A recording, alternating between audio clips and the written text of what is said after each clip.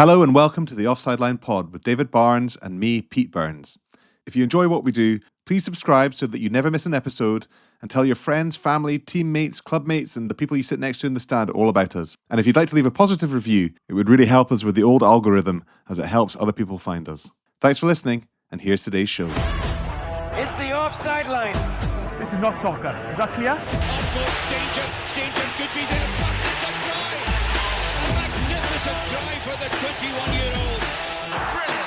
Oh, that's brilliant. Barney, good morning. You're looking very tanned and healthy. This is good audio content as well. I like to do this every week now. Some kind of visual cue for people who cannot see this. But you're looking very tanned and healthy today. It's life in sunny Portobello. It's been sunny Monday, Beach Tuesday. life. Yeah, it's beach life. I've got my shorts and my flip flops on under the desk. So Life is just so much better when it's like this. I was saying this to Julie this morning. Like, I say this every time it's sunny. yeah, I just feel so relaxed and happy when the weather's like this. yeah, absolutely.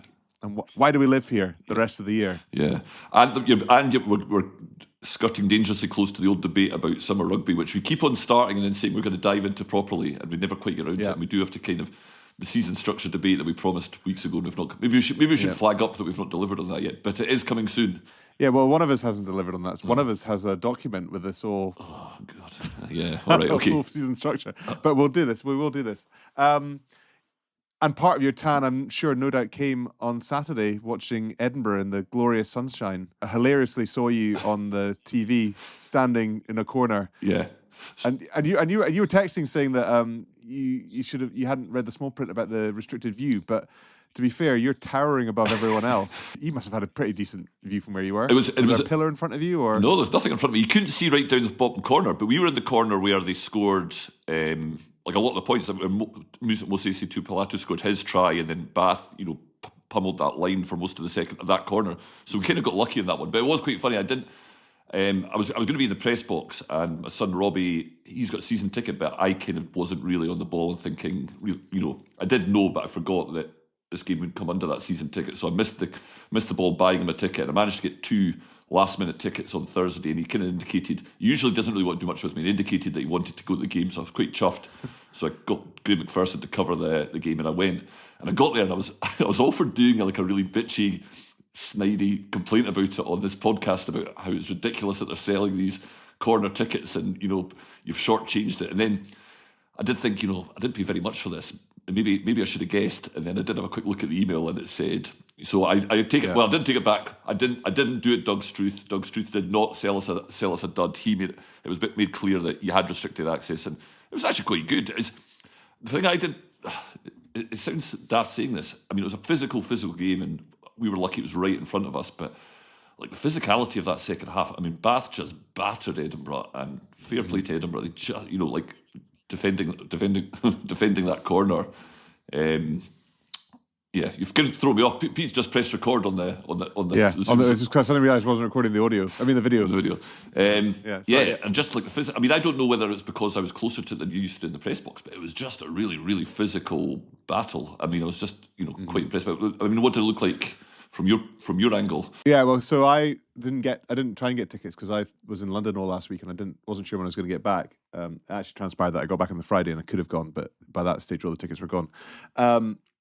But yeah, I mean, what was, from an Edinburgh point of view, was fantastic in terms of, I mean, ultimately they were overpowered, and I think that's what we had predicted was probably going to happen. And Bath actually played fantastic cup rugby throughout that game. There was a bit of criticism that Finn didn't really get the ball, didn't get the back line going, but the tactic was very clear that they were massively confident in their starting 8 and the pack that they had, the players they had off the bench, that they could ultimately overpower Edinburgh's forward pack, and that's what transpired. And the scoreline kind of blew out much more than the run of the game really reflected. Mm-hmm. But yeah, they just went to town. I was so impressed though, despite Edinburgh leaking those rolling maul tries and Sam Underhill's pick and go, but they really stood up. Yeah, and in another scenario, or another team would have been completely blown away by that Bath approach to the game.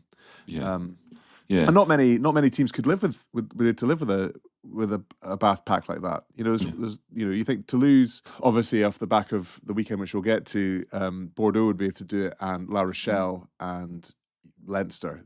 Those are the only teams that would be able to live with that kind of forward power that Bath put on them. And yeah, I mean, it looked brutal. Yeah. On the telly. Yeah, and well, it was brutal from close up as well.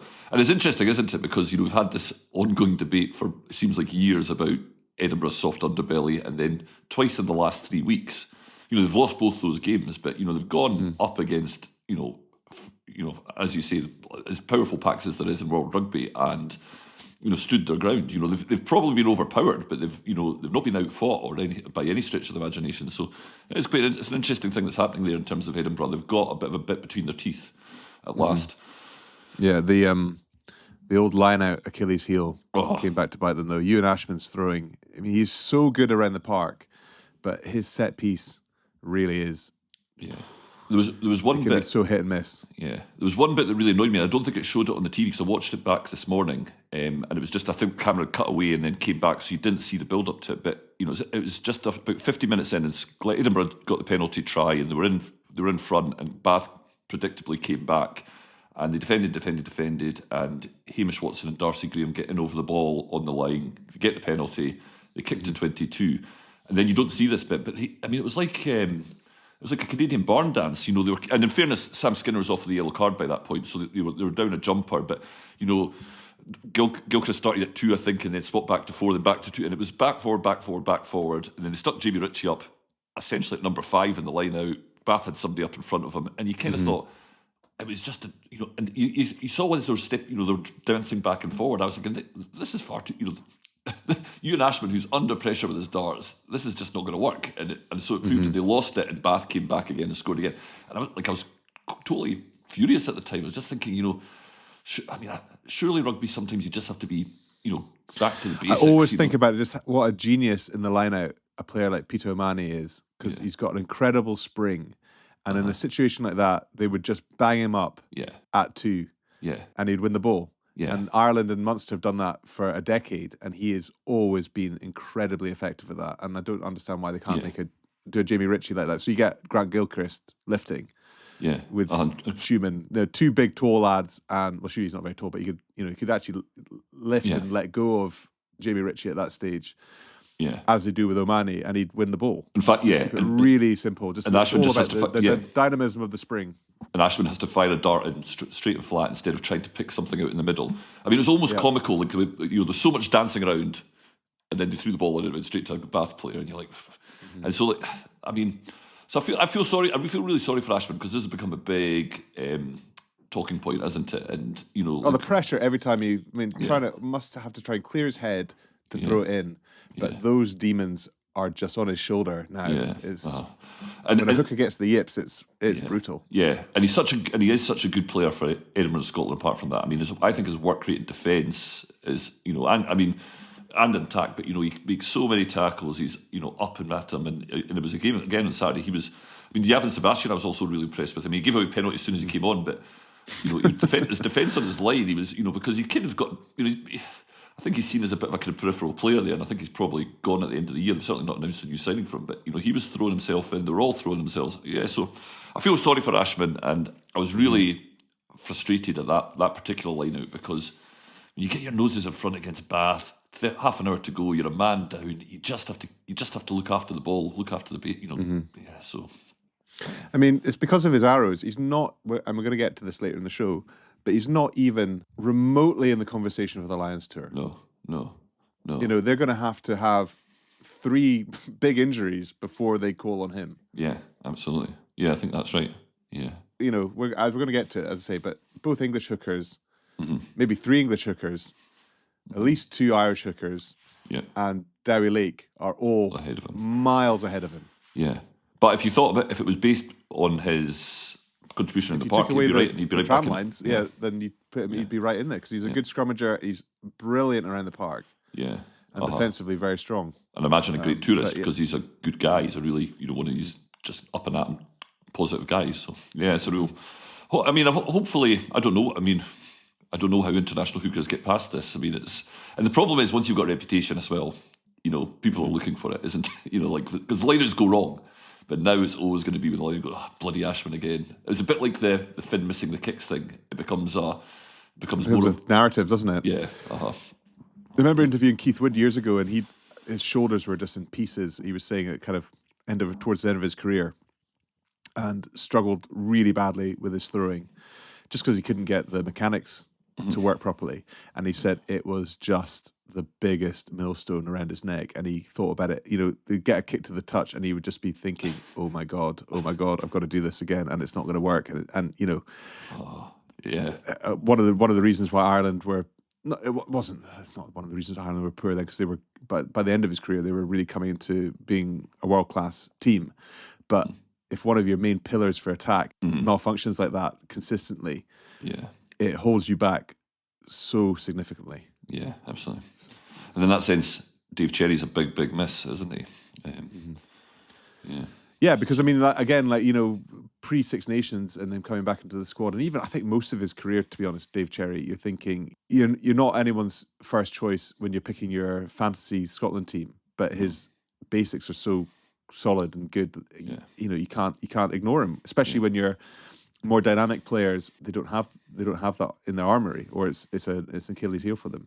Yeah, you've got to just go back to the guy who can do the basics well, like a Ken Owens and a Rory Best as well. These guys offered other stuff about the part, but mainly it's their set piece that's so strong. Yeah, which I like. It's good, good old traditional rugby, not rugby values, but none of these flashy guys. Well, I think it's good that it's like technical expertise is still important in certain positions, rather than just 8, absolute. Yeah, well, otherwise, if it wasn't, you just get a continuous flow of former back row players just becoming hookers, because they can sort of do a job in the scrum, and then if it wasn't for the line out, then that would just happen. Yeah. But because it's such a core skill that really you've got to have been working on since you were 10 years old.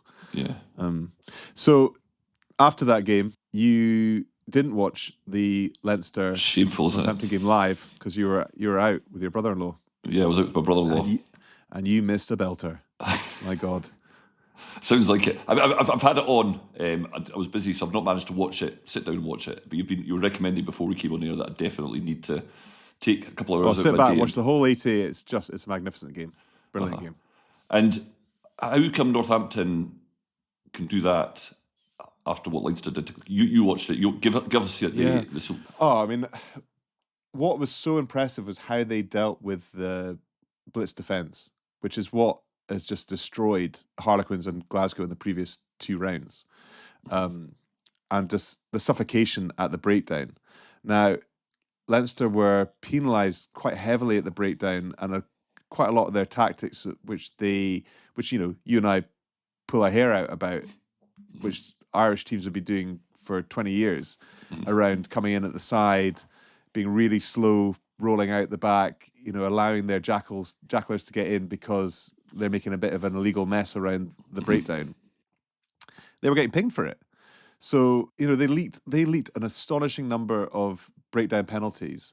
And then when late in the game, when they were not getting away with that and they were having to be more honest, guys like Coles and Pollock were getting in and getting turnovers because, there wasn't a guy lying, and there wasn't, Caelan Doris wasn't coming in at the side or making a vague, hands towards the ball, and then he's looking at the ref, taking his hands away, and then very slowly walking away, leaving a leg kind of in place, and things like that drives me insane every week that I watch him play, that he gets away with it. I always find it fascinating because it must be his manner with the referees, whereas when Jamie Ritchie was captain of Scotland, he wound up the referees, and he wouldn't get away with anything like that. Yeah. He'd be marched back another 10 meters for, like rolling his eyes slightly. Yes. Yeah.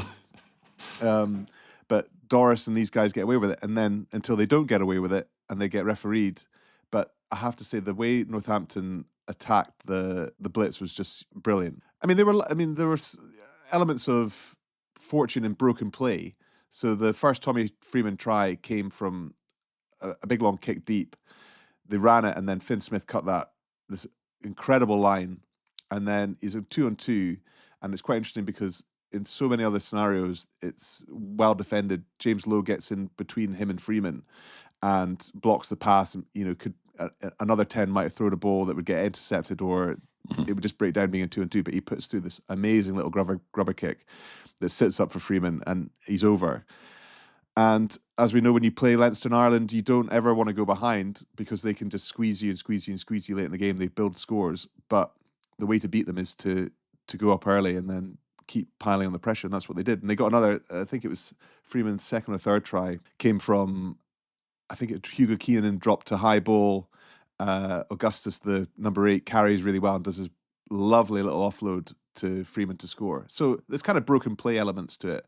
And then the other one was just lovely backline play where I think they might have had a man down, but Pollock pulls back the ball in midfield when you'd normally expect him to take it into contact or try and run. And then they get on the edge and Freeman scores. And then Pollock's try was just a moment of individual genius. And, you know, a guy on a breakthrough season, you don't know how fast he is. So there's an element where O'Brien gives him space and he absolutely burns him. It's incredible. But next season, he's not going to get that space. So, it was just like a kind of perfect storm.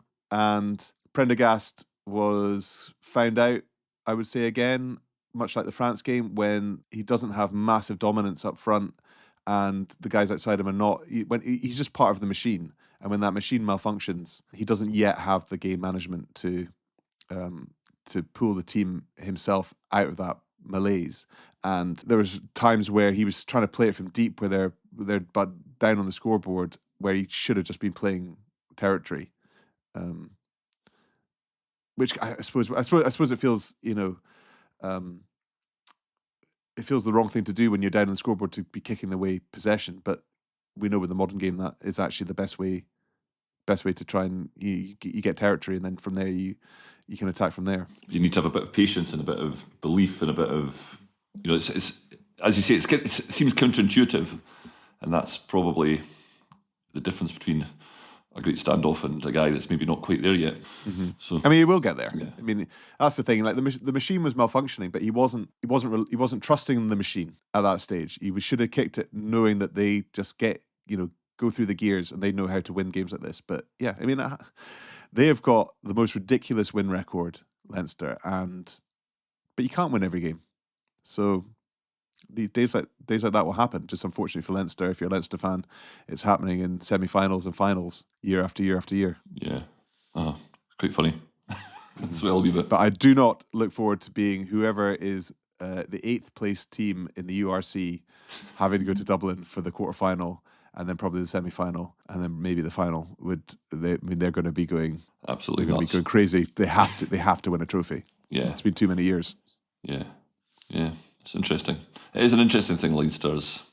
I mean, it changes. We're going to be talking about this Lions. It kind of totally. It doesn't blow the Lions selection up, but it suddenly creates this. Oh, right, yeah, maybe that assumption about all these players isn't quite as rock solid as it should be.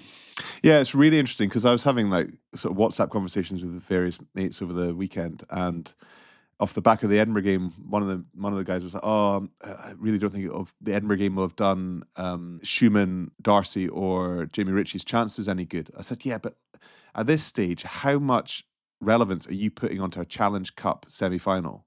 Hopefully, nothing, because your body of work is, you're a Lion for more reasons than that." Mm-hmm. And in the same manner, Andy Farrell's going to be trusting that team more than the players that he's selecting from the Leinster. Than Yeah, I suppose Dingwall's not suddenly going to be a bolter. I don't think. No, I'd be astonished if he became a bolter. No, but Freeman might have pushed his way in if he was on the. Oh, I think he was. For me, he was a starting test winger already. Yeah, I think. Yeah, I don't think everyone would have, but I think he was a lot closer than Dingwall or whatever. Yeah, probably in it. Yeah, probably in it anyway. But that. Mm-hmm. So I think what I'm saying is people can.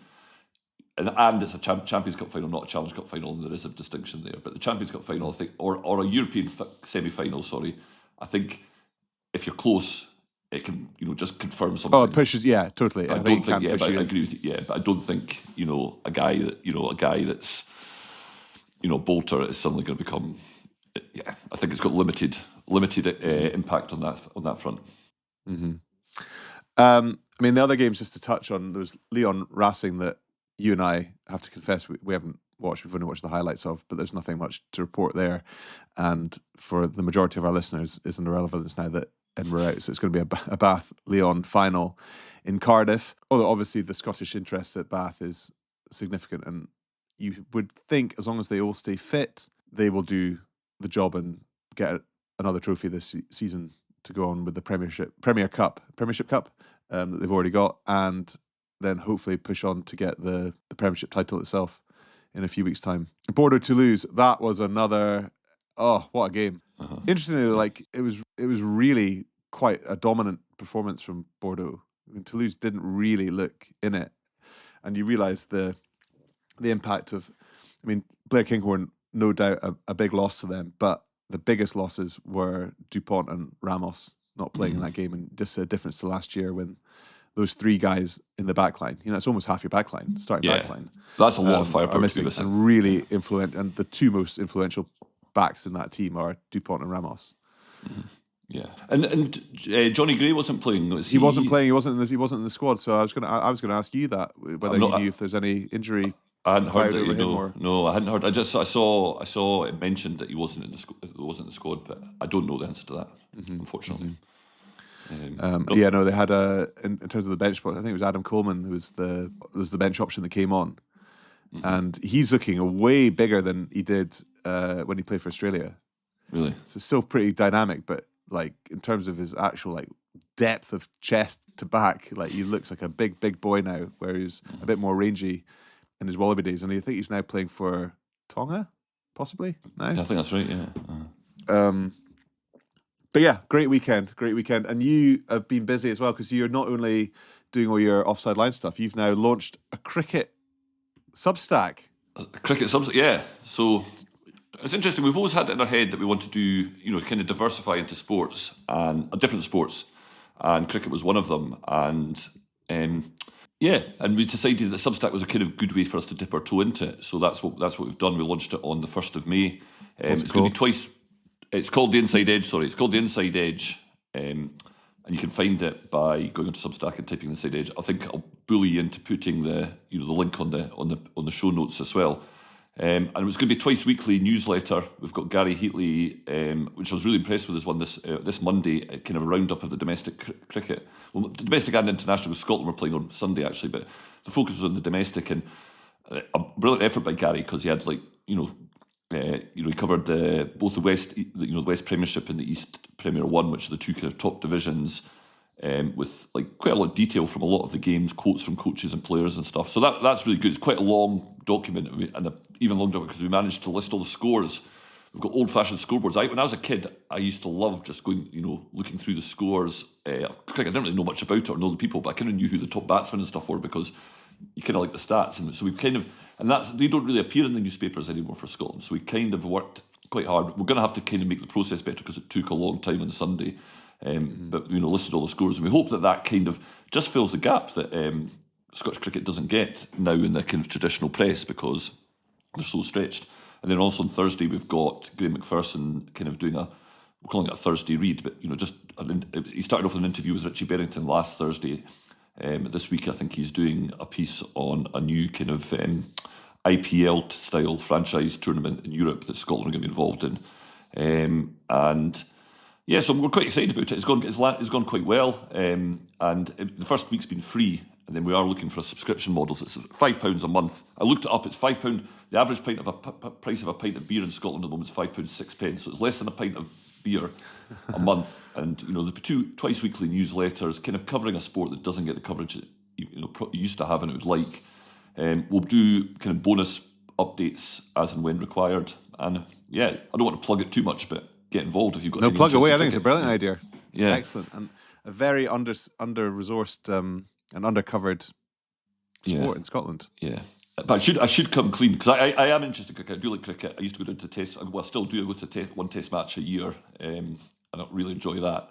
But I was at Inch Park on Saturday morning because Robbie was playing rugby, and there was a game of cricket. It was just starting as they were leaving on the other side of the park. I thought I should go across and see that, seeing as I'm a cricket guy nowadays. And I didn't bother. I was rushing away because I was going to the Bath game, and I didn't. And then when Gary's roundup came in, I realised it was Edinburgh South who'd just been promoted to the top flight, and they won the game by a single run. And therefore, it's the epic. it's the game of the day, and I have to confess, I had no idea that's what I was walking right past. So I'm going to have to kind of. I hope that doesn't your put game people off here. reading it. But you will. You'll be able to read your own Substack, Barney, and you'll be. Yeah, exactly. You'll be. Yeah. I'm not claiming to be a cricket expert. I do enjoy it, but the guys that are writing about cricket are, they're good guys that know their stuff, and we're keen to anybody that's involved in cricket that wants us to cover anything, thinks there's anything. It's like the Offside Line. The focus is on Scottish cricket, but not to exclusion of all others. So if anybody wants to suggest anything or get in touch, then feel free. Very good. And there you are. You just painted a picture of the ecosystem that I am envisioning for summer rugby, where you can have rugby on one pitch and cricket across the park. That's absolutely fine. Yeah, absolutely. Yeah, well, and if you're mad keen, you could finish your game of rugby and then you can go and don your whites and do that as well. You just go down the batting order, you'll be fine. You can do both. Yeah. Or if you like when I played, you can bat anyway. You're not out there for very long. Most of the time you're sitting. One ball. Oh, I'm out. Yeah, exactly. And then you're fielding down at third man because they don't trust you anywhere else. So you're just standing around for half of it, and then hey, you can do you can do your post-match stretches and just you're fine. So just to go back to the Champions Cup, we'll do a preview of it obviously in a few weeks' time when the final comes up. But it's going to be Northampton against Bordeaux at the Principality Stadium, and Bath against Lyon the night before. Obviously, we have no idea how injuries might be affected down the road. Bath have obviously had tons of injuries, but are still got such a good squad that they're looking good. But Damien Penaud is maybe looking like a doubt for the rest of the season. He looked like he had quite a bad injury at the end of that game. But presuming there's no major other injuries, who would you pick for each of those games right now? I'd pick Bath for the Challenge Cup. I just think they're just too good. They've got power. The guys that came off the bench, I just think I think Bath for that one. And it's a really tough one, the Northampton. Well, I think that's that's the fight. If at the start of the season, if you said these are the two semi-finals, you'd be thinking you're going to be watching Leinster to lose, wouldn't you? Yeah. Oh, 100%. Yeah. So I don't know. I've got a funny feeling about Northampton. I don't think I like two English teams winning the two European trophies. That'd be quite annoying. I'm not anti-English, but that would just be quite annoying. Although it's probably the shot in the arm they need because their leagues, kind of. Yeah, they're kind of. And I like to think of it as Northampton Scottish as well, with the number of players they have that are Scottish qualified, even though they don't play for Scotland. Yeah, so I'm good for Northampton, and they've gone to Dublin and got a result. I think Northampton. It's a big question. Does getting a big result mean like they've got a roll, they've built that confidence, or does it mean that they've they've peaked and can you do it again? Because it's quite when is it when it's not. They got 2 weeks of Premiership rugby, and then they go to the final. So they just have to keep that momentum up. Yeah, don't they? Yeah, double English victory. I'm afraid Bath and Northampton. There you go. What do you reckon? It's good. I think Bordeaux will do it, but I'd like to see them both. There's enough Scottish interest in both teams that I'd be happy enough. I'd be very happy in fact for that. And if they did that and Bath win the Premiership, then they've got some key players rolling nicely into the Lions tour. And Barney, let's do it. Oh. So we set ourselves some rules. We thought 38-man squad. We don't even know the size of it. It might be 40. It might be 42. It might be fewer. But I think 38 is a pretty good one to aim for. Yeah. Scotland will be on tour in New Zealand and Fiji. Are they playing all their games in New Zealand? No, they're playing Fiji, and then they're playing the other two in New Zealand. I think. Yeah. So they have potential for call-ups. So again, a slightly smaller squad. Wales are up in Japan, so that's an easy one to get down to. Harder, it's kind of like the 2013 tour where England were in Argentina, and your man Corbacero had to get the brutal flight over from Argentina to join the Lions tour, and ended up obviously being one of the stars of the Test series. Yeah. And then Ireland are in Georgia and Portugal, so they've got a bit of a schlep to get to Australia, although since the majority of their squad are going to be in the Lions squad, there's probably not the immediate first call-up's probably not going to come from Ireland, although you never know. Yeah, and probably the same with England as well. There's quite a few English. Well, we'll see. So I don't know how you did your squad. My squad is what I think Andy Farrell will pick. and then I'll discuss ones where I think I would have picked somebody else. Okay, right. Okay, so shall we start at loosehead, the most important position on the whole pitch? Right. Do you want me to go first? You go first. So I picked 3. Yep, And same. I've got Andrew Porter, Ellis Genge, and then I and add between Pierre Schumann and Nicky Smith. Nicky Smith came into the Wells team and was part of them improving. They're still, they haven't cracked it. But I went with Pierre Schumann because he's a friend of the pod. He's a great interview, good guy, and has played. He's been playing in the international scene longer than Nicky Smith, or being more consistently in the international scene. He had a bit of a dip at the start of the season or early in the season, but that's what I went with. But I'm not convinced by Pierre ahead of Nicky. What about yourself? So I really like Pierre Schumann, and he was a lovely man to chat to the other day. But with my Andy Farrell hat on, I went for Nicky Smith. Right. And did you go for the same two other two? Porter I went for the other two, yeah. Porter and Genge. That was quite nerve-wracking speaking to a loosehead prop nerd about loosehead selections first. I thought you were going to laugh at me or snort at me or tell me. No. I completely on board. I think scrummage technique. Yeah, Nicky Smith, I think also if he'd been in a more dominant pack for Wales, then he'd have looked even better. Yeah. But he's a proper ball player. He's a great scrummager. He's been around for a long time as well. So he's experienced. He's playing in a good Leicester team who are making a push for the Prem title.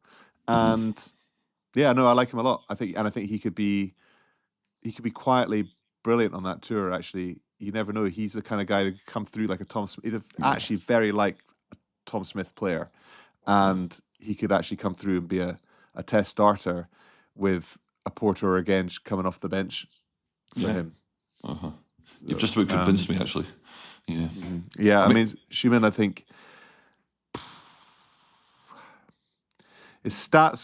There was a good piece in the Times of the Telegraph the other day about if it was based on the Opta stats, who would be your Lions team, and he's got the most carries and most tackles maybe, and right up there for attacking rucks hit, but I just feel that he doesn't actually make the gain line breaks that he should. He always seems to like hurdle into tackles and get chopped, and he's like flies. Then he gets sort of tumbled right over, whereas other guys have a bit more power in their. I mean, he's got the most enormous legs, but he doesn't power through tackles like, say, a Genge does, or even a Porter, just to get the extra few inches that can make a difference. I don't know, but yeah, I don't think he has been quite as dominant in the scrum as he's been in previous seasons, and that's going to count against him. Yeah, I think that's right. Obviously, I'd love him to go, but I don't think he's going to. Yeah, a wee bit. I thought about the scrum thing, and a wee bit we thought it's not like they're going to South Africa. So the scrums, it's not. I mean, I don't want to disparage the Australian scrum, but it's not quite the same as like you need to, have that's got the number one. It is the number one thing. It's always the number one thing for a prop that the scrum stacks up. But I just didn't think the scrum would be quite as big a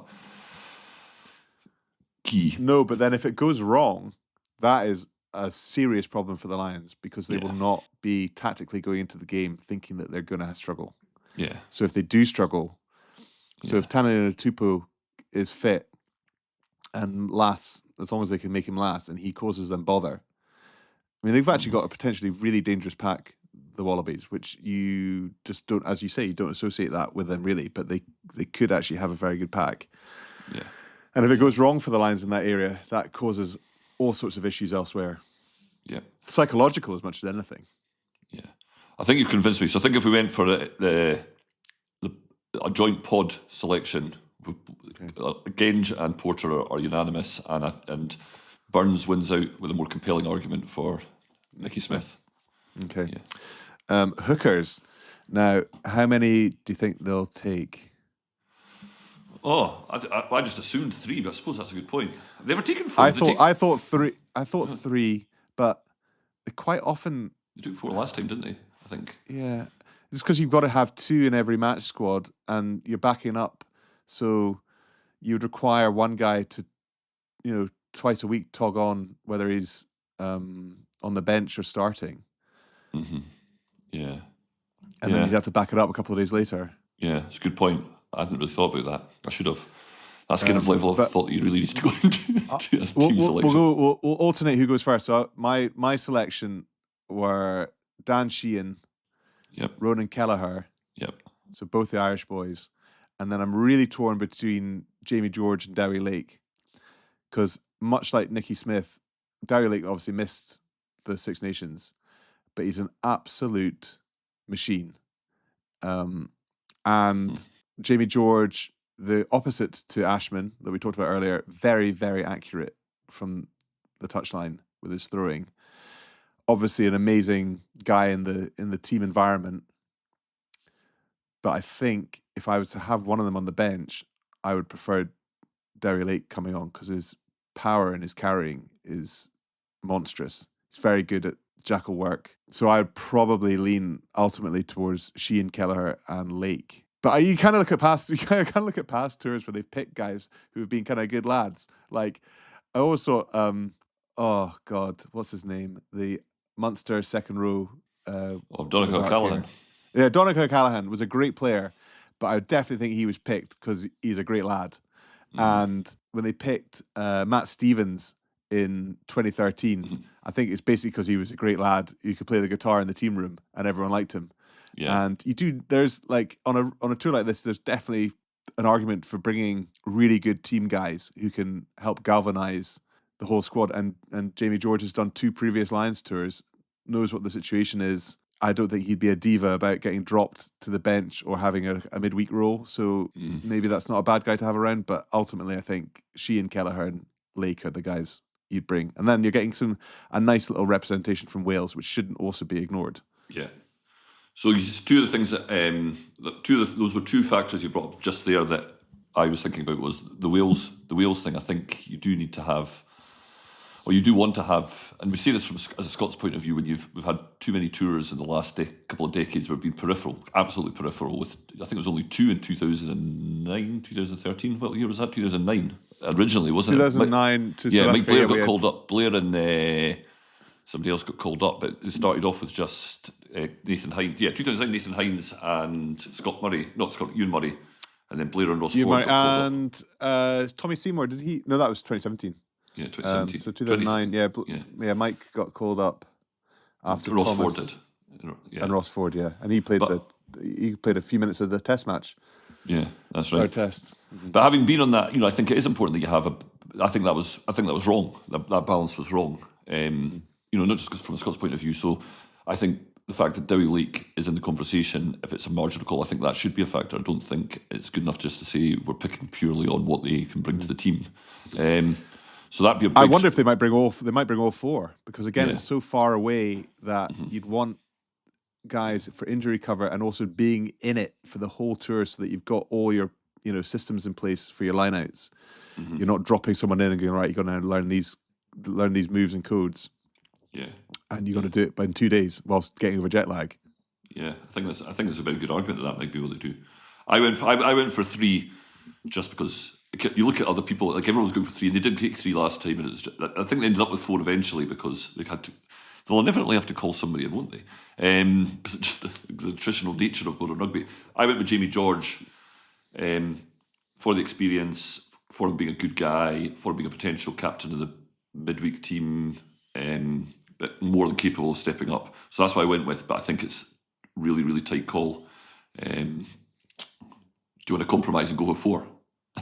Yeah, do that.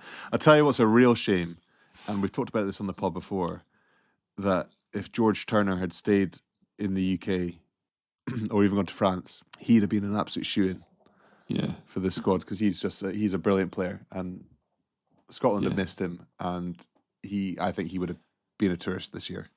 Yeah, I think that's really good possibility. It is a shame, and he must have thought about that when he went. But fair play to him. Yeah. Right, tight heads. You go first. Right. The big problem is the Xander issue, because he's injured. He's done something to his calf in training a couple of weeks ago. My understanding is that he's hoping to be fit, just before the tour sets off. He's looking at 6 to 8 weeks. That's really tight. And I originally didn't have him in the squad because I thought they're not going to want to be hanging around waiting for a tight head prop who is coming back from something like a calf injury that popped in whilst doing scrimmaging. Is he going to be back in time? How strong is that calf going to be? So I didn't have him, but now I do. I can't explain why. So Will Stewart I thought was excellent for England during the Six Nations, and the coming man. Tad Furlong, because he's back playing now, he's missed a lot of rugby, but I think he's got that experience. You can rely on him. And I went with Xander. I picked 4, which is maybe cheating. Well, actually, no, because in my squad of 38, I've now made it 39 with Derry Lake, but my squad of 38, I had 4 tight heads. Right, so what did you go with? Yeah. So I went Tag Furlong, Xander Fagerson, Will Stewart, and Finlay Bealham. Yeah, Finlay Bealham. Yeah. Weirdly, I completely forgot about Finlay Bealham, and I should have thought they must have had another prop, Ireland, whilst Tad Furlong. I didn't even think, Well, it was interesting. I probably wouldn't have been on my radar. He was very, very good for Ireland in the Six Nations. And then a few weeks ago, Tom English and I went down to Gala to interview Jim Telfer for a new edition of our book, This Is Your Everest, which is coming out in paperback the end of this month, listeners. And we did a new epilogue talking about the 3 other. Obviously, there's been some tragedies befalling the Lions and the Springboks teams from 97, but since we did the hardback book, Hanny Stridham has died, and then so has Tom Smith and Doddy Weir. So we did an epilogue where we went down to Gala, spoke to Jim Telfer about Tom, and then we also spoke to Rob Wainwright about Doddy, and the 2 really lovely pieces going into that paperback book. But when we were down there chatting to Telfer, who remains just a phenomenon, he'd had a bad fall and had broken his hip. And so he was his movement wasn't that good, but my God, how sharp he is and how much rugby he still watches. We were discussing in length all the various permutations for the Wallabies, and he knew every single Super Rugby player. And Guy qualified for them in France, and it was bang up to speed on their form, and it was incredible. Both Tom and I were really surprised. The guy that he likes most of all the tight heads is Finlay Bealham. Really? Yeah. Yeah. And as we discuss, if anyone buys the paperback and reads the thing about Tom Smith, Telfer's always liked to maintain that you could make a rugby player a scrummager, but you could never make a scrummager a rugby player. And he is very scathing about actually guys like Schoeman, because he thinks he's just like, he calls him a typical South African prop who just scrummages, but Telfer likes more from his props. He likes rugby players, and he really likes Bealham. He likes Nicky Smith too, actually, as well. Really? Yeah. So that seems a bit harsh on Schoeman. Yeah, but he's not a ball player. No. He's kind of a set piece, and he does carry, as we discussed earlier. He does carry, but I just don't think he carries as effectively. And there's no hint of him offloading or tipping on or getting the ball out of the tackle to offload to somebody. Is there? And he's not one of the props who pulls back passes. No, that you see others do. That's what Porter's absolutely sensational at, and Genge is pretty good at it too. Like they're ball players as well as scrummagers. So yeah, those are my 4. So you went for 4, right? I went for 3. So you're running out of. Are you just building a bigger squad, or you no. This is my 38. This is where I really struggled in the second row. Right. Okay. Whose turn to go first? Is it my turn to go first? Yeah. So I went Maro Itoje. Yep. Who's my captain? Joe McCarthy. Yep. Tyke Byrne. Ollie Chesham. Yep. And then I had Ryan Baird, but I also have question marks about George Martin if he's fit, and Scott Cummings, who I'd like to see go. But I think they might take Ryan Baird, because I think Tyke Byrne, Ollie Chesham, and Ryan Baird can all play 6 as well. I mean, Itoje could. Actually, I don't think Itoje's fast enough to play 6. So I've got Itoje, McCarthy, Byrne, Chesham, and Baird. So I'm the same. That was hard. Yeah. I thought second row was hard. Really hard. James Ryan is apparently building up his fitness. He's, increasing his load. Leo Cullen said before the Leinster game, but he's not played since the Six Nations. Cummings is just back. I think if Cummings had played in the Six Nations, you'd have had a great chance. Yeah. I think that. I just don't. It's so tough, and it was. Yeah, it and I think brutal the fact on Scotland as well. The impact of missing him was. Yeah, absolutely. And he's come back, and he's back playing now. But he's missed. Did he come off the bench against Leinster? Came off the bench, yeah. Which isn't really going to really the Bulls, strengthen. Play against the Bulls. Glasgow are struggling a wee bit. They're not. They're not. So I don't know. If he was a two-time tourist, then you'd be thinking, we know what we get with this guy. We do know what we get with him, but I just don't think he's. I don't think he's well enough established. Whether at this stage you get someone like John DL having an influential voice, where he goes, actually, this guy is properly class, and would he get the shout over Ryan Baird, for example, because of that voice in the room? I don't think so. Unfortunately, no. No. But I mean, I really like Scott Cummings, but at the same time, if I was the Scotland coach and I had the choice of Ryan Baird or Scott Cummings, I'd probably pick Ryan Baird. Yeah. Unfortunately, the following the case. So we both were in agreement. I think Ollie Chessum's a shoe-in. I'd pick him as a second row, but the fact that he'd be back row. I mean, there's a slight concern because he always seems to. He's had a lot of injuries, the last year or so. But he's back now. You can't. You just have to. That's just rugby, modern life. I think Itoje, because we'll probably talk about it, especially now that Keelan Doris is an serious injury concern. I think that probably, and I think. I don't know who made the point, or a few people have made the point that it's going to be quite Irish centric. It's quite Irish dominated coaching staff. There's going to be a lot of Irish players in it. I think England were the overachieving team during the Six Nations, and so an England captain makes sense in that sense. Joe McCarthy, I'd go with Ryan Baird and Tag Baird. I had listed as a kind of hybrid, but I had 4 second rows and Tag Baird as a back row comes second row. So we're kind of agreement. It is wild, isn't it? Like, yeah, like the English contingent, and obviously there's a huge wave of momentum with them in the press because they're obviously the biggest press corp and they're pushing their own players. But they beat France when France completely shot themselves in both feet by playing mad rugby, and they should have been hammered by France. Yeah, and they beat us when Finn missed those kicks, and a few decisions.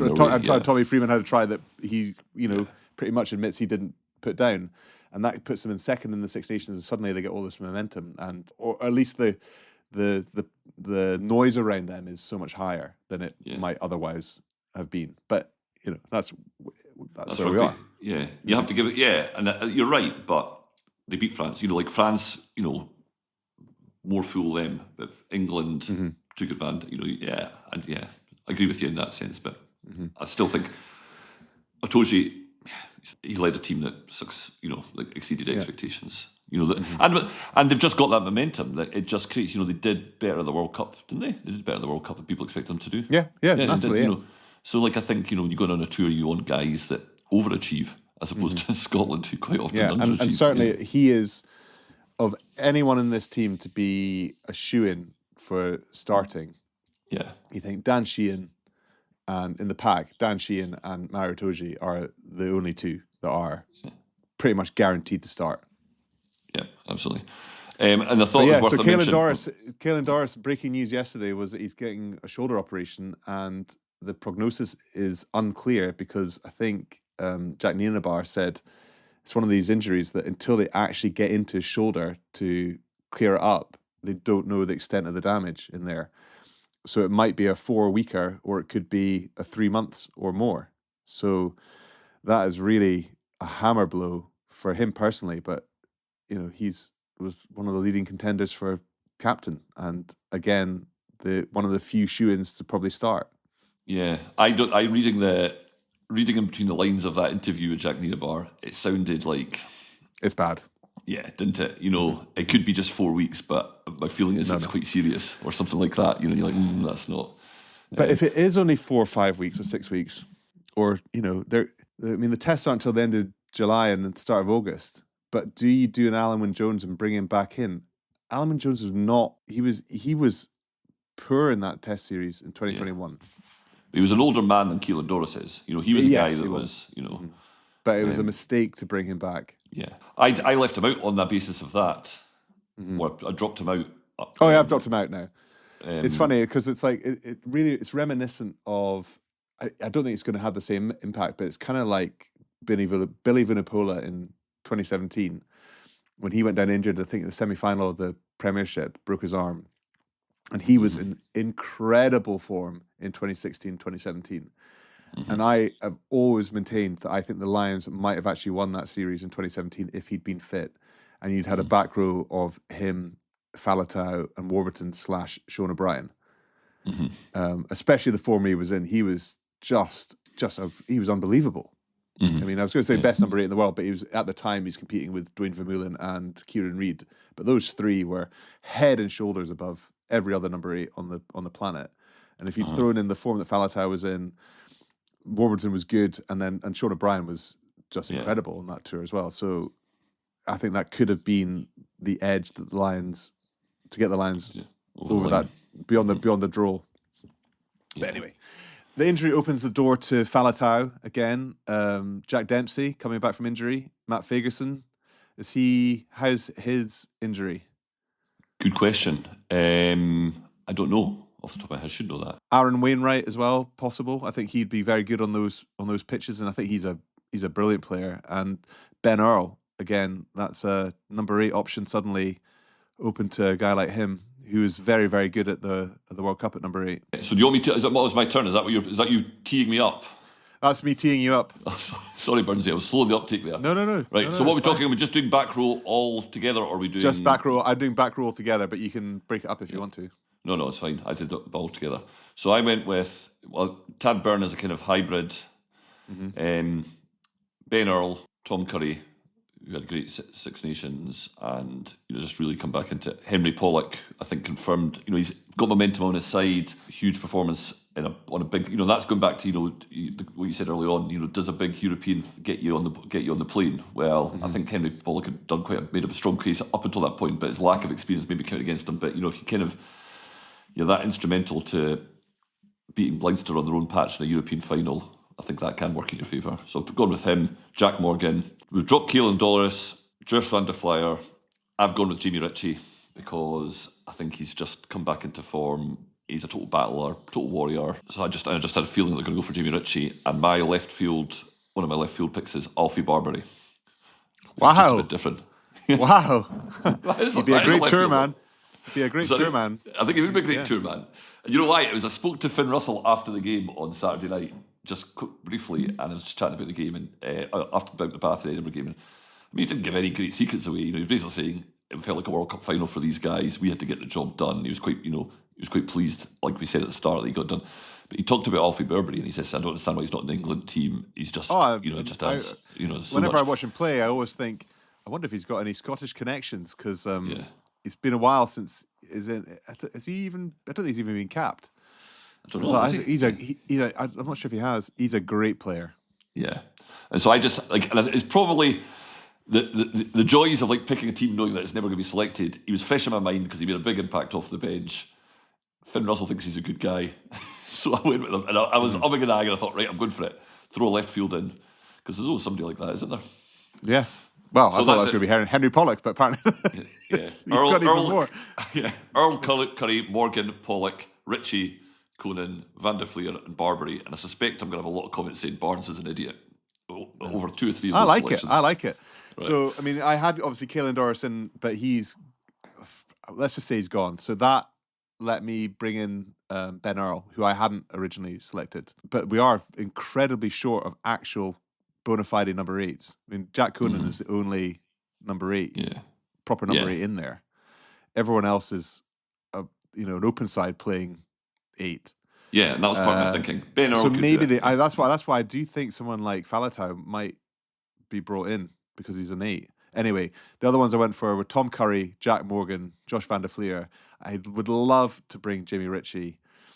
He's in my brackets, but I don't think they will. And I have Pollock, but I do have reservations. I mean, I maybe wouldn't if he'd selected to play for Scotland, which he could have done. But I worry that he's having one of those seasons that Zach Mercer had for Montpellier or Sam Simmons had for Exeter. And they're scoring tons of tries, loads of turnovers, incredibly influential in their teams. Really dynamic back row players. But the step up to Test rugby, for whatever reason, it doesn't work the same. And Sam Simmons was he just didn't ever manage to get going in 2021. I had huge hopes. I absolutely loved watching him play for Exeter. Baffled me that he wasn't playing for England, but there's something there. And the same with Zach Mercer. You know, he tore it up in the top 14. I think he was Player of the Year before he came over to Gloucester. It's been pretty influential at Gloucester, but he's been absolutely nowhere near the England team. And there's a reason for that. And I think when he has done it, I think he's played a couple of games for the England against the Barbarians, and but that's not the litmus test for Test rugby. And I just worry that Pollock could be like that. Yeah, not a Test match animal. I would love him to get out to Australia on those hard tracks and play the way he's playing now and just tear them to pieces and be this character that he is. But I have a big concern that he could get found out, and I'd rather have someone like Josh van der Fleer, for example, in there instead of him. But so how many back row do you have? Sorry. So I've got I've gone Ben Earl, Pollock, Conan, Curry, Morgan, and Van der Fleer. So I've got 6 with a load of guys who can play 6 as well, as in the number 6 jersey in Byrne, Chesham, and Baird. I've got quite a lot of open sides there. Yeah.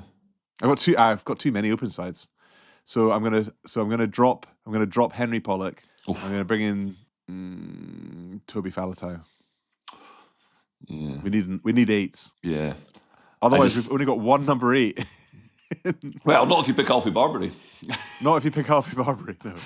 And Ben Earl. Ben Earl can play. Yeah, Ben Earl. Yeah, but he's really a 7. Yeah.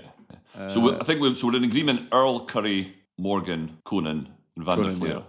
Yeah. So it's 5 there. Then we're humming. Yeah, we're humming and behind on the edges of that. Yeah. Okay. I think the next 3 are probably quite simple, which is the scrum half. So I've gone Jameson Gibson Park, Alex Mitchell, and Thomas Williams, which is harsh on Ben White, but I think those guys. I mean, I haven't seen Andy Farrell or anyone else at a Toulon game to watch Ben White, despite how well they're doing in the top 14. I agree with that. Yeah. Yeah, I think that's where they're going to go. So I was the same: Gibson Park, Mitchell, Williams, and then I've got in brackets Ben White with a sad face emoji. So that's It's a long tour though. Yeah. So you never know. He might get flown over from New Zealand. You never know. And they might take. And again, they might take 4. I think they took 4 last time. Yeah, I think they did. Yeah. So if they did that. That would push us up to our 40 squad with our 4 hookers and our 4 scrum halves. Yeah. I mean, if it was Gregor Townsend in charge, he'd have like 65 on the squad. Just takes everybody. Yeah. I don't know if the Lions will let Farrell do that. So fly half. You go first. Your turn. Finn Russell and Finn Smith, and I've gone with Owen Farrell. Have you? Yeah. Wow. I think Andy Farrell's not like going to be put off by the potential that people call nepotism or it creates something. I think he's just so hard. But he's done the lines. He's played lines before. He did come off with a head knock after 20 minutes on Saturday, but I don't think. I mean, hopefully that's just a stand down for 7-day recovery thing. Because the other person is Marcus Smith. I think a guy that gets moved away from playing standoff for your country. I don't know. I'm not sure that I'm just not a massive fan of Marcus Smith. He put me off when he did that Netflix program. I've got a prejudice against G-Wagon. Yeah, with the G-Wagon. I've got a prejudice against him. And then I think Prendergast. I was convinced up until this weekend that Prendergast was going to go, and that he was Farrell's man. But like all that stuff he said at the beginning about, he couldn't take control of the game. When the plan was going wrong, and that was this morning when I was kind of just trying to confirm it. I was thinking, what you're looking at, Finn Russell or Finn Smith. There's strong arguments for both of them being your starting standoff. If it's not one of those two, like the shit's hit the fan, and who do you want when the shit hits the fan? You probably want Owen Farrell. So that was my thinking a wee bit. Yeah, I have Finn Russell and Finn Smith, and then I was thinking Marcus Smith because he could play fullback at a push or be a good bench option. Yeah. Well, more than a push. I mean, he's played international rugby at fullback, so it's not. And he's been good. And he's been good, and it's not. You'd be worried if he played fullback because I think Joe Schmidt would really try to target him with high balls and also inviting him to attack, and then having a plan for shutting him down as he tries one of his goose-stepping counters. But at the same time, if he is in form and he's got what he's always missed at Harlequins is Andre Esterhuizen since he left. and he operates as Finn. I think as any 10 does. If you've got a monstrous 12 that you can give the ball to, who can also play, then your life is infinitely easier in any other scenario.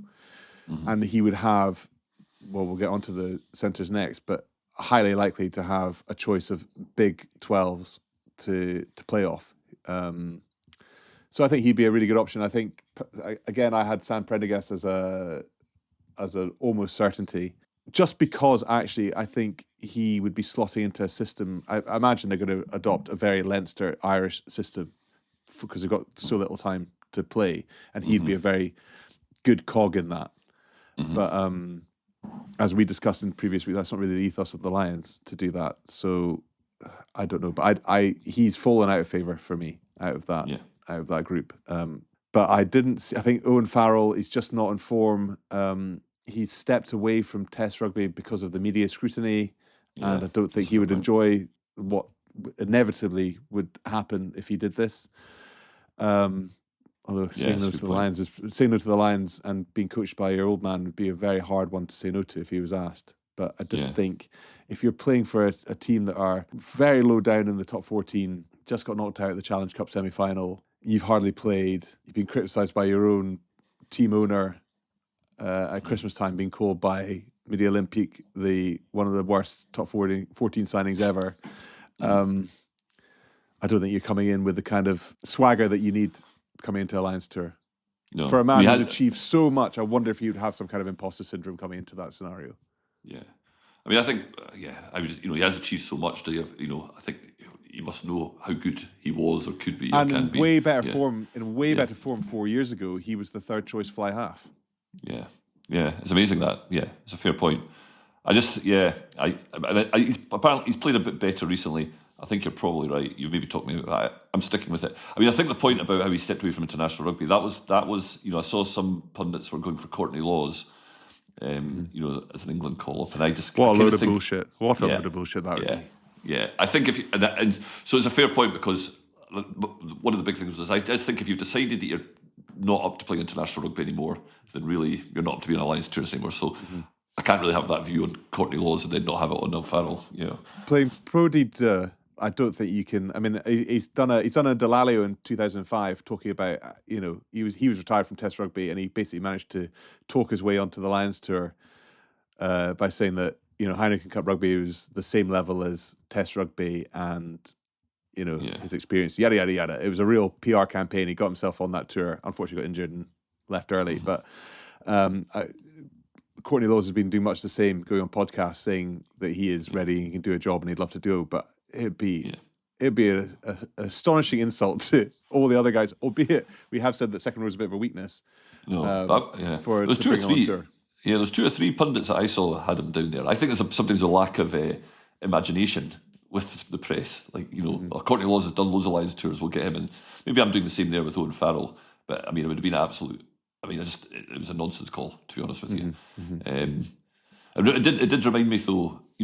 It's I think the press quite often just like talking about the people they know. It's easier than finding out about you. And I remember being astonished after the 2021 Lions tour, when that was when we did it all. There was a lot of it was on Zoom, and I was on the Zoom the press conference just after they drew. So what happened to that tour again? Yeah, they drew the tour.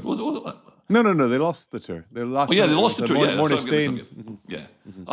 Just after they lost the tour, the first question they asked Warren Gatland, the press, I can't remember who it was, "Are you going to do the next tour?" And you think, what the hell are we? What planet are we thinking? And it's just because Warren Gatland had done so many tours recently. Let's just report on what he's going to do next tour. And you just thought, the guy's just lost a series. And I think so. I think we. And the way they played was. Dull, boring. Abysmal. I mean, I remember that. What was the stat in the second test that Dan Biggar? I think he did something like in the first 60 minutes that he was on, he passed the ball 3 times. Yeah. It was just. I mean, horrible. It was horrible. Minging. Yeah. Absolutely minging. Yeah. I always thought that Gregor Townsend went as the attack coach, and he just must have gone like, "Well, what am I even doing here?" Yeah, totally. We're not running a single backline move. Yeah. I always remember that when Finn came on in the test match, and it was like all of a sudden like some oxygen had been blown into the Lions game, and it was just you're thinking, Oh, they were I thought they were going to do it, and he was kicking like a dream at posts, and then that just, well, it was a fairy tale ending for Mornay Stain to do exactly what he did in 2009 and yeah.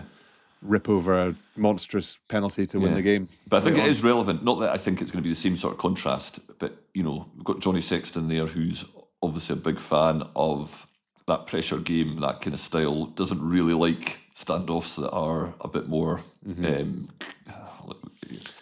I think that maybe puts Finn Smith in the driving seat for the test starts, but he obviously got a lot of games to go before they get to that stage. I don't know. I wonder if it's negligible how much influence Johnny Sexton's going to have on selection, but he's there as a tactical coach, an assistant coach, whereas you think surely the actual stuff is done elsewhere. Like, I don't know. I think he's. Yeah. I hope he's not. I hope he's not as influential as people are worried he might be. No, he's going to have an influence. I mean, he's not there not to have an opinion, is he? So, I mean, I actually agreed with Stephen Jones that Sexton should clarify his position with Finn Russell. Stephen Jones wrote that on Sunday. Yeah. And, absolutely, if he's coming to the squad having less than a year ago been pretty outspoken about how he doesn't rate this guy who, and I just think that's a really bad way to, bad way to start it.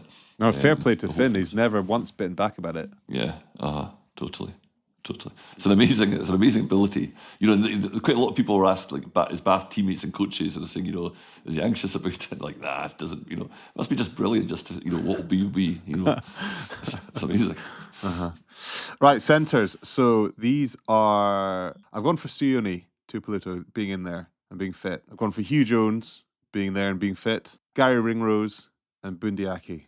Exactly the same. Yeah. With the same caveats. I'm worried about the two Scottish centres. I mean, they've been out for a long time now. Apparently they could be back this week, but it felt like that's been the case, for 3 or 4 weeks now. Yeah. 4 or 5 weeks. And you just want. I worry that they're trying. That they want to keep themselves in the conversation. Scotland want Glasgow want to keep them in the conversation, but you're Andy Farrell and you're looking at it and you're thinking. There's a lot of calls there. Xander Fagerson. It's not just Scottish guys. Keelan Doris. All these people keep on saying. Everyone's saying, "Oh, I'll be fine. I'll be all right on the night." And how many do you? How many? Well, Doohan we're going to get to as well. There's another one. Yeah, exactly. Doohan, Blair Kinghorn. In a sense, he's not in a sense, but we don't know how serious that is. So I've gone with the same 4. If they're all fit, that is a hell of a what a way to pick your centre partnerships. Brilliant options for them. Yeah, is Robbie Henshaw just not quite there? I like him a lot, but I just keep harking back to that moment in the Ireland-France game when Manny Miafu almost went round him, or did go round him, which just shouldn't ever be even possible. So I think he's just lost a yard a bit. I think he's still a class operator, but is he absolutely at the peak in that top 4? I think I can only take 4 centres, so I don't think he breaks into that. But I think he's the first reserve. So if Sione is not fit, then it's going to be 3 Irish centres and Hugh Jones. And if Hugh Jones is also not fit, then they're in trouble. Yeah. Tommy Freeman might be wearing the number 13 shirt. Yeah. Or someone like Elliot. Elliot Daly. Elliot Daly suddenly comes into the conversation, maybe. Yeah. Yeah, I think that's right. There's not. You're right. It's a really good-looking quartet, but there's no obvious candidates just behind that, is there? Or not as many obvious candidates. I mean, is there another bolter like a Cam Redpath? Yeah, interesting. Stephen Jones again in the Times talking him up. He's a guy that hadn't even crossed my mind. It's because he's missed the Six Nations, and he is the third centre in that Scottish combination. Yeah. I don't really see it, to be honest with you. No, definitely not. I think no, none of the Welsh guys. I think the boy Llewellyn did all right when he kind of. Yeah, No, Mason Grady, he's okay, but he's not a Lion. No. He's not Lion standard. No. You'd be panicking if the Test series came down to you picking guys like that. Yeah, I think that's right. Right, give me your wings. Well, I did back 3, but if we're going for wings, Okay. I've gone with Darcy Graham. I think he has to go. I just think he's. I'm just a big fan. I've not gone with Duhan for the same reason. I mean, he's back in May, is what they're saying, kind of, presumably the end of May. Doesn't leave him much time to get playing. I just don't. But it sounds like he's maybe got more chance than some of them. Like certainly Kieran Dorsey being back in time. I'm not sure that Duhan's going to be a Andy Farrell type winger. I think he likes this kind of guys that have got the full toolbox. Guys like James Lowe, who've got a great kicking game. Are involved. Don't float in and out of as much. Get involved. So I don't think Duhan goes. I've got James Lowe, Tommy Freeman, and another bolter is, and partly because of his versatility, and I might play into it because he can play there, as Jamie Osborne. I went with him as a kind of. Yeah, I thought long and hard about Jamie Osborne as my bolter, but I didn't include him. I did talk about him a few weeks ago, but I haven't included him this time. I've gone for Tommy Freeman, James Lowe. I picked Duhan if he's fit, but I would love to see Darcy go. But he is not. Darcy, I didn't pick Darcy, so I went Tommy Freeman, James Lowe, Duhan, and I went Mac Hansen. So those are my four wingers. Yeah, I had Mac Hansen in ahead of James Osborne, and then just did a quick change of mind. Yeah, I think. He's a special talent, Matt Hansen. He just causes chaos whenever he gets the ball because he can do it all. Yeah, and it'd be good. An Aussie going. I know there's a few other Aussies in there, but just going back over to Australia, it'd be a good subplot. So yeah, I think there's a good chance. I was thinking that there was a thing. I think it was maybe the Ruck podcast brought this up, and I'm not entirely comfortable with it, but they're talking about how the Lions has changed and some of the selections you could have Pierre Schumann packing down with Finlay Bealham, born in Australia. The ball goes back to Jack Dempsey at number 8. Jameson Gibson Park picks up at number 9. The 10s are fine. Out to Sione Tuipulotu, to Bundiaki, to James Lowe, Duhan, and Mac Hansen in the back 3. Yeah. And then Tom Jordan comes off the bench. And you're thinking, it'd be quite nice if some of these guys had actually played rugby in the UK and Ireland growing up. But it is what it is. It's the modern game, and a lot of them they're not just residency, they've come through heritage links. So I don't have a problem with it, but it's just in many ways. I think it's the being brought up in UK and Ireland systems is really what you'd love to see. Some link to a school or a club here. Yeah. Which makes the magic, it's more tangible because you feel a link to it. Whereas this is a separation from these guys coming over. And it also says that we don't do well enough developing players up here. Because we need guys. And I'm with you. I don't have a problem with these guys coming across and having great careers and making the most of the opportunity. But it doesn't. How come? South Africa's got a huge playing population. Fair enough. So does New Zealand relatively. Australia doesn't.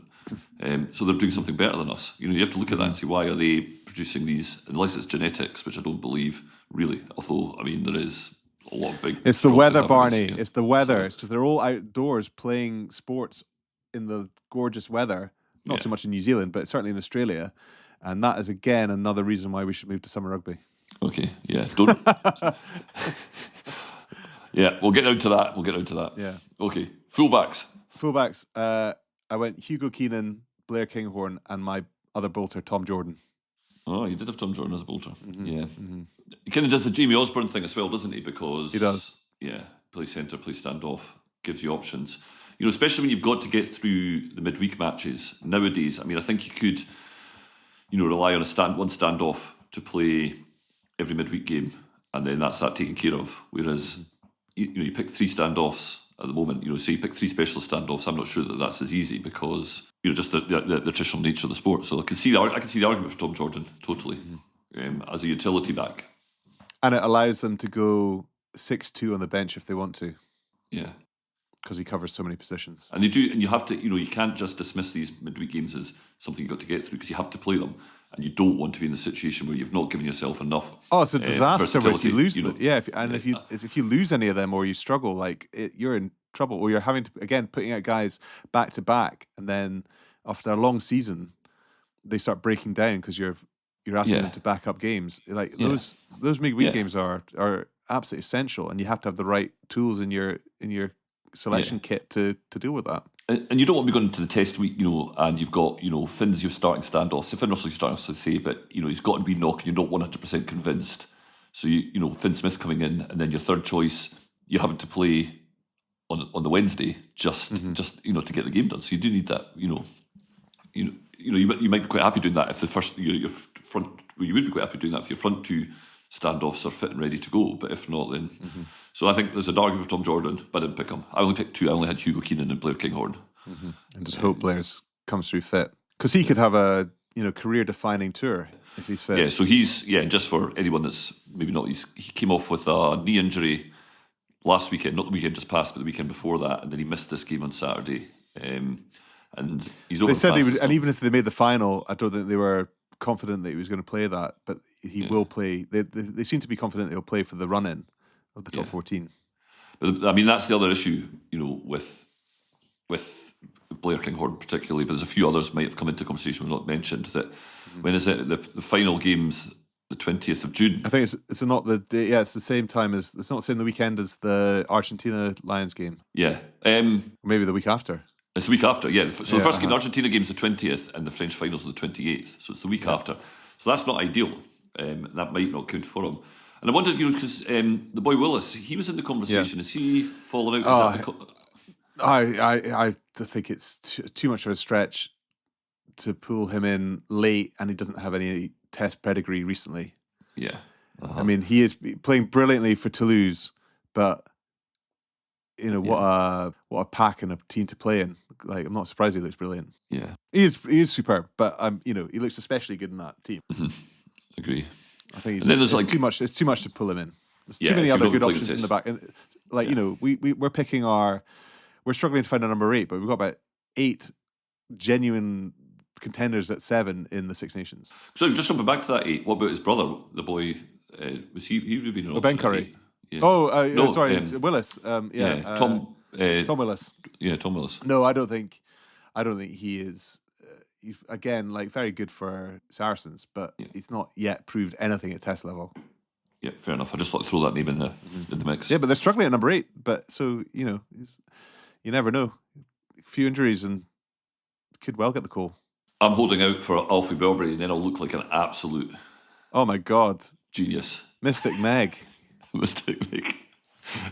Yeah, you've got to go totally left field to be, to have to be kind of prove your kind of otherworldly abilities to insights into the game. That's it. Yeah, right. So we're going to find out. We're going to find out Thursday, and I am, I think, 90% going to be there at that announcement. Oh, you're going to be at the actual occasion? Yeah.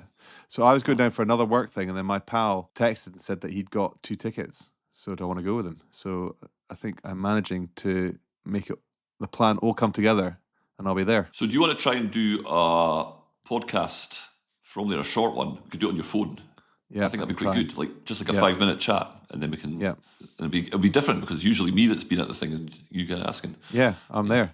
And I think that'll do us for this week. The only other bit of other business I wanted to do was a shout out to my pal Graham Smeaton, who is doing a My Name's Doddy charity drive soon. So from 2nd to the 6th of June, Graham's going to be taking on a marathon golf challenge. He's doing 5 rounds of golf a day for 5 consecutive days, which on the face of it sounds quite fun, but actually it sounds absolutely horrendous.